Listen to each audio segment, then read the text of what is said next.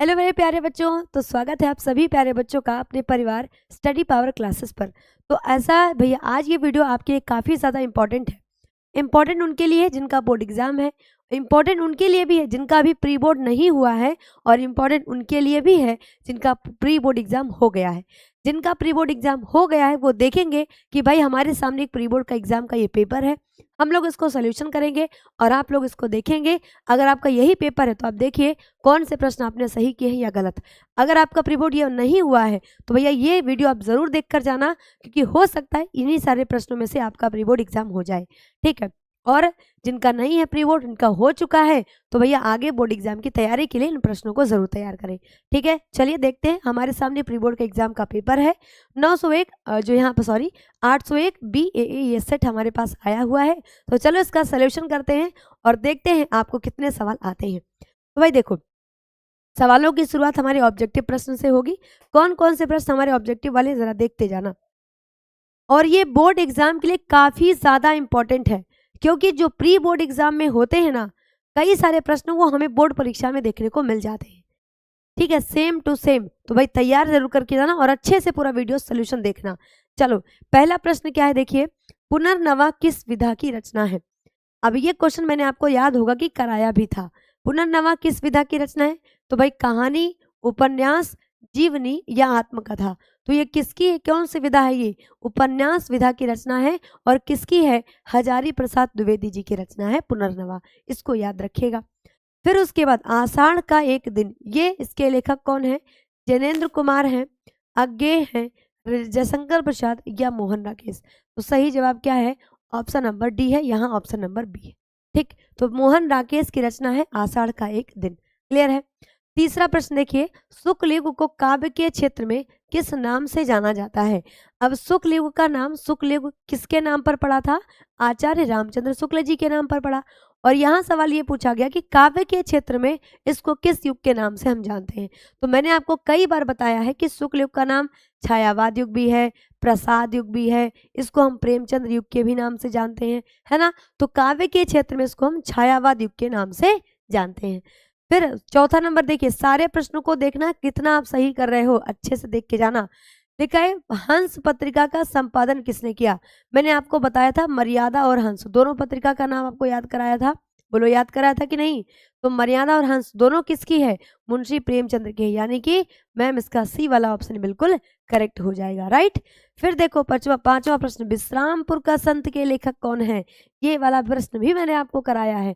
ठीक है, विश्रामपुर का संत के लेखक कौन है भैया, पहला ही ऑप्शन बिल्कुल सही है, श्रीलाल शुक्ल है। श्रीलाल शुक्ल से एक रचना मैंने आपको और याद करवाई थी। अगर आपको अभी ध्यान आ रही हो तो कमेंट सेक्शन में लिखना बिल्कुल भी ना भूलें। ठीक, उसके बाद देखिए, ठाकुर किस धारा के कवि हैं। घनानंद, बोधा, आलम, ठाकुर, चारों का नाम आप लोगों को मैंने याद कराया था। कौन से युग के हैं, रीति मुक्त काल। तो भैया रीतिबद्ध, रीति सिद्ध, रीति मुक्त या स्वच्छंद। तो आंसर क्या है, रीति मुक्त। ऑप्शन नंबर सी हमारा क्या है, बिल्कुल सही जवाब है। बोलो क्लियर हो गया कि नहीं। इतने सारे प्रश्न हम लोगों ने कर रखे थे, देख लो। अब उसके बाद बात करते हैं क्वेश्चन नंबर 7 से। ठीक है भाई, क्वेश्चन नंबर 7। ठीक, चलो देखो। अच्छा, क्वेश्चन नंबर 7 पे अगर हम बात करें बेटा, तो यहाँ पर क्या क्या सवाल दिया गया, बड़े ध्यान से इसको पढ़ते जाना, क्योंकि आपके लिए बेटा बहुत ज़्यादा इंपॉर्टेंट है ये। चाहे आप बोर्ड एग्जाम देने जा रहे हो, प्री बोर्ड देने जा रहे हो, अगर प्री बोर्ड दे के आ चुके हो, अगर मान लो आपके सेट पेपर नहीं भी है, तो भी आप इन सवालों को करेंगे, हो सकता है ये आपके बोर्ड परीक्षा में आ जाए। ठीक, देखो, तार सप्तक में संकलित कवियों की संख्या कितनी है। आप सभी को मैंने बहुत बार याद कराया है, शॉर्ट वीडियो भी इस पर बना के दिया हुआ है। ये तार सप्तक में 4 तार सप्तक कुल थे, और जिसमें कवियों की संख्या कितनी थी, 7 कवि थे। राइट आंसर क्या है, ऑप्शन नंबर डी है, 7 कवि थे। तार सप्तक का संपादन किसने किया है, अज्ञेय जी ने किया है। ठीक, उसके बाद 8वां प्रश्न देखो, रामचंद्रिका किस काल का महाकाव्य है। अगर तुमको पता है कि रामचंद्रिका किसकी है, किसकी रचना है रामचंद्रिका, तो आराम से आप बताएंगे रामचंद्रिका किसकी है। भाई साहब, आपको अगर याद है तो आपको ध्यान अगर आना चाहिए, तो भैया ये रीतिकाल की कवि की रचना है। ठीक है, क्वेश्चन नंबर 9, सुमित्रा नंदन पंत की रचना इसमें से कौन सी है। निहार, नीरजा, पल्लव या सुनहरे सवाल। तो आंसर क्या हो जाएगा भैया, पल्लव हमारा राइट आंसर है, ऑप्शन नंबर सी हो जाएगा। क्लियर है भाई साहब, आगे देखिए। क्वेश्चन नंबर 10, लिखा है कलम का सिपाही के रचनाकार हैं कौन? विष्णु प्रभाकर हैं, अमृत राय हैं, यशपाल हैं या फिर मोहन राकेश। तो कलम का सिपाही ये रचना भी मैंने कई बार आपको पढ़ाई हुई है। क्या है कि कलम का सिपाही किसकी रचना है ये? तो भैया ये अमृत राय की रचना है। ठीक, लेकिन ये क्या है? जीवनी विधा है। किसकी जीवनी लिखी गई है इसमें? मुंशी प्रेमचंद्र की इसके अंदर जीवनी लिखी गई है कलम का सिपाही नाम की रचना में। याद रखना बेटा, बहुत इंपॉर्टेंट रचना है। ठीक है, फिर देखिए आगे आता है शांत रस का स्थायी भाव क्या है। ठीक है, शांत रस का स्थायी भाव क्या है? शांत रस, हास्य रस और इसके अलावा श्रृंगार रस, कई सारे रस हैं, करुण रस, सबके स्थायी भाव आपके पेपर में आ सकते हैं। तो भाई शांत रस का स्थायी भाव क्या हो जाएगा? बताएंगे कि निर्वेद होगा। Right answer option number D हो जाएगा। मैच करते जाना कितना सवाल आपने सही किया है। अगर नहीं है, प्री बोर्ड आपका अभी हुआ है, तो ये वीडियो आपके लिए बहुत इंपॉर्टेंट है। अगर आपको ये वीडियो मिली है तो समझ लो बहुत भाग्यशाली हैं आप। ठीक, आगे देखो, कनक कनकते 100 गुनी में अलंकार कौन सा है? एक दिन ऐसे मैंने एक प्रश्न लिया था कि भाई तरन तनुजा तट तमाल तरुअर बहुछाए में कौन सा अलंकार है? तो एक बच्चा कमेंट करता है कि मैम ये तो हमारे सिलेबस में ही नहीं है, आप क्या बता दे रही।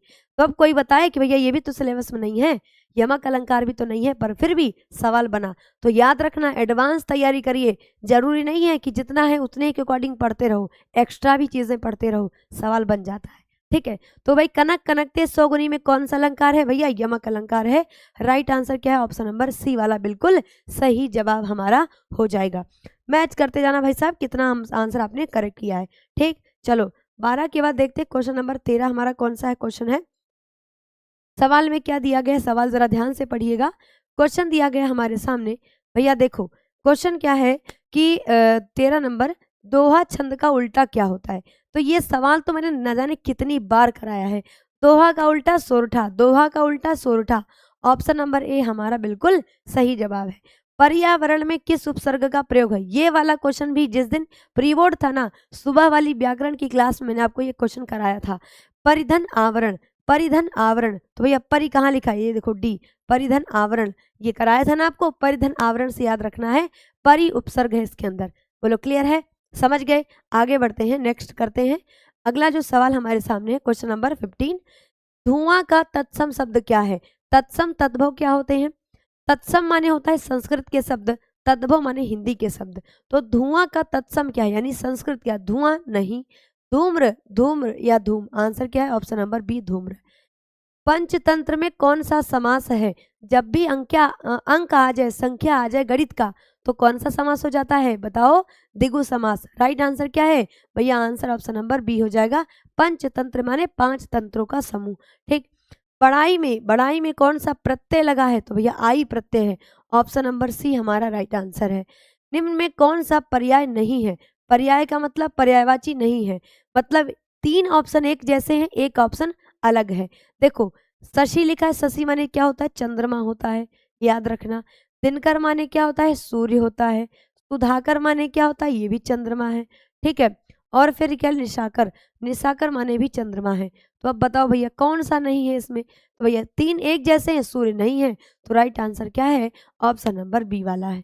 ठीक है, 18 का बी। तासाम शब्द में वचन और विभक्ति क्या है?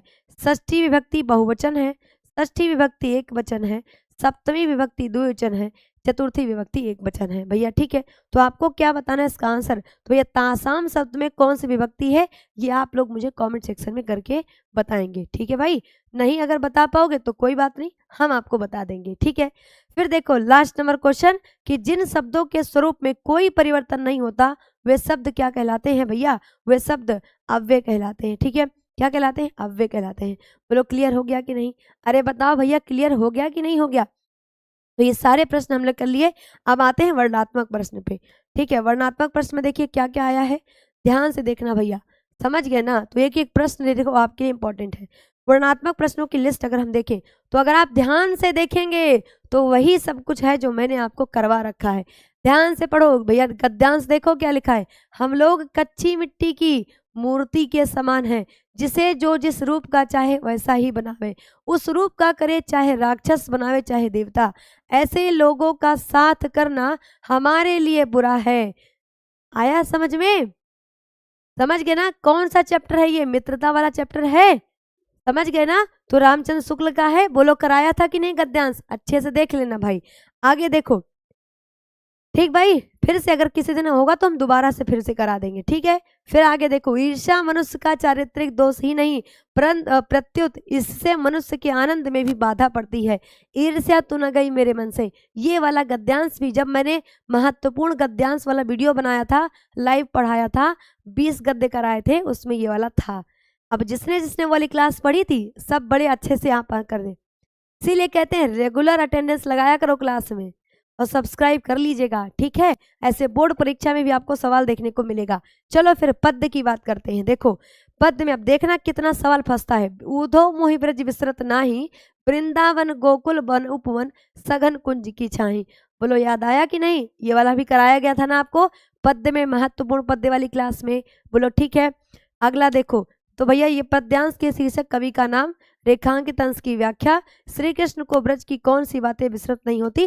तीनों क्वेश्चन सेम मैंने आपको कराए थे, बोलो कराए थे कि नहीं, तो अच्छे से याद करके जाना भैया, ठीक है। आगे बात करेंगे यहाँ पर। अगला जो है भैया देखो, पद्यांश हो गया, दोनों पद्यांश हो गए, ठीक है। आगे बढ़ेंगे, अगला देखिए क्या लिखा है इसमें, संस्कृत वाला देखो, अस्माकम संस्कृति सदा गतिशीला वर्तते, मानव जीवनम संस्कृतुम ऐसा यथा समयम, ये वाला भी मैंने आपको कराया है। और फिर देखो, यम नगरी विविध धर्माणाम संगम स्थली, मैंने कई बार आपको कहा है पूरे संस्कृत में पहला अध्याय, दूसरा अध्याय, तीसरा अध्याय, तीनों अच्छे से तैयार रखना, सवाल जरूर पूछा जाता है। और नहीं पढ़ा अगर तो 20 तारीख से तैयार रहना, दोपहर में 12 बजे डेली लाइव होगी, 20 जनवरी से होगी, और इसमें आपको हिंदी स्पेशल क्लास और इंग्लिश स्पेशल क्लास होगी। बाकी सब्जेक्ट की 3-3 क्लासेस चल रही हैं डेली, और 20 तारीख से 20 जनवरी से आपको 4-4 क्लासेस देखने को मिलेगी। तो हिंदी और इंग्लिश का भैया हम लोग बेहतर तैयारी करेंगे 20 जनवरी से दोपहर 12 बजे से, ठीक है। तो सब्सक्राइब कर लेना। ओके, आगे देखिए, फिर आगे देखो, ये वाला श्लोक है, तो श्लोक भी आप लोग पढ़ाया गया है, ये भी आप लोग कर लेंगे उम्मीद है। फिर उसके बाद खंडकाव्य है, तो आपका जो खंडकाव्य वो आपको करना था, क्लियर है, समझ गए भाई। देखो ये खंडकाव्य वाला हो गया। उसके बाद सॉरी, हाँ अब देखो जीवन परिचय, भैया देखो भगवत शरण उपाध्याय राजेंद्र प्रसाद, कहा था ना कि राजेंद्र प्रसाद का जीवन परिचय बोनस के रूप में याद रखना। ऐसे ही पद्य में देखो, तुलसीदास, बोला था कि नहीं कि भैया तुलसीदास का भी जीवन परिचय बोनस के तौर पर याद रखना, बोलो बोला था कि नहीं। जितना बोले है ना, देख लो, एक एक क्वेश्चन पेपर में बना है। और फिर 7वां क्वेश्चन है, कोई श्लोक आपको लिखना है जो आपको याद करना था। फिर देखिए अगला, लास्ट में आता है यहाँ पत्र लिखने के लिए, तो आपने विद्यालय के प्रधानाचार्य को शुल्क माफी के लिए आवेदन पत्र लिखो, ये वाला भी मैंने कई बार आपको बताया है। फिर देखो संस्कृत के 2 प्रश्नों के उत्तर देना है, 4 प्रश्न है, 1 2 3 4, कोई 2 करने हैं, 2 नंबर का क्वेश्चन है। भारतीय संस्कृति का विशेषता, ये वाला भी कराया गया है, मैंने आपको कराया है। मरलम मंगलम कुत्र भवति, ये भी कराया है। सारे प्रश्न देखो कराए गए हैं, अच्छे से करके जाना भैया, समझ गए। फिर देखो विषय निबंध, ये देखो अब सुन लो, देख लो ध्यान से, कितना तुमको मैंने बताया था कि ये महत्वपूर्ण निबंध है, अलग से मैंने वीडियो भी बना के डाला था, मॉडल पेपर में भी कराया था। ये देखो, पर्यावरण प्रदूषण की समस्या और समाधान, वीडियो इसके ऊपर बना के ऑलरेडी डाला हुआ है चैनल पर, रिकॉर्डेड वीडियो है, जाकर देखिएगा, ठीक है ना। बाकी जल संरक्षण, मेरा प्रिय पुस्तक स्वच्छ भारत अभियान, इस पर भी हम लोग आपको वीडियो बनाकर दे देंगे ताकि आप इनको भी तैयार कर लीजिएगा, ठीक है। तो देख लो भैया, पूरा पेपर एकदम बढ़िया है, मस्त है, अच्छे से इनको तैयार कर लेना, देख लेना कि आपने कितना क्वेश्चन बिल्कुल सही किया हुआ है। उम्मीद है कि आपको वीडियो हेल्पफुल होगी आपके लिए। तो कैसा लगा कमेंट में ज़रूर बताना, ताकि जब से इस पर अगर आपका अच्छा रिव्यू रहा तो हम और भी वीडियो और भी विषय के लेकर आ जाएंगे, ठीक है, समझ गए। और अगर आपको हमारे साथ जुड़ना है 11th और 12th के लिए भी, तो आपको बता दें study power classes, study power classes, ठीक है, 11th एंड 12th। इंतजार मत करो भैया, इंतजार करोगे तो पीछे रह जाओगे, ठीक है। कहते हैं ना, जो पहले आता है वो पहले पाता है, ठीक है। तो ये चैनल सब्सक्राइब कर लीजिएगा, डिस्क्रिप्शन बॉक्स में पहली लिंक इसी की हम वहाँ पे देख लीजिए, डिस्क्रिप्शन में लिंक है, ठीक है। क्लिक करो, चैनल को सब्सक्राइब करो, ठीक है। और बढ़िया तरीके से हम लोग कक्षा 10 के बाद 11-12 पर भी बढ़िया तरीके से पढ़ाई करेंगे। अगर मोटिवेशन की कमी है भाई साहब, तो SPC मोटिवेशन, ठीक है, स्टडी पावर क्लासेस मोटिवेशन, इस चैनल को भी आप सब्सक्राइब कर लीजिए, ठीक है। चैनल का नाम क्या है, SPC मोटिवेशन है, इसको भी ये सब्सक्राइब कर लीजिएगा। ठीक है, जाओगे तो हम आपको वहाँ साथ दिखाई देंगे। ठीक है, तो भाई वीडियो अगर पसंद आए तो भैया लाइक शेयर और सब्सक्राइब करना बिल्कुल भी ना भूलना। ठीक, और इस वीडियो को ज़्यादा से ज़्यादा लोगों तक शेयर करना, ताकि सबको पता चल सके कि भैया हम लोगों ने प्री बोर्ड पेपर भी सोल्यूशन कर लिया है। ठीक, चलो फिर मिलते हैं कब, लाइव क्लास में। ठीक, और जिनको नहीं पता तो बता दूं, सुबह 5 बजे डेली लाइव क्लास होती है, 5:15 बजे, और शाम को 6:15 बजे डेली होती है। 6:15 से 10:30 डेली होती है, शाम को 2 लाइव क्लास, सुबह 1 लाइव क्लास, और 20 जनवरी से 4 लाइव क्लास। ठीक है, तो भैया जुड़ जाइए और करिए अपने परीक्षा की बेहतरीन तैयारी। Thank you so much. Video को लाइक शेयर और जो कमेंट में आपसे पूछा है ना आंसर, वो जरूर बताना। ठीक, थैंक यू सो मच, मिलते हैं अगले वीडियो में।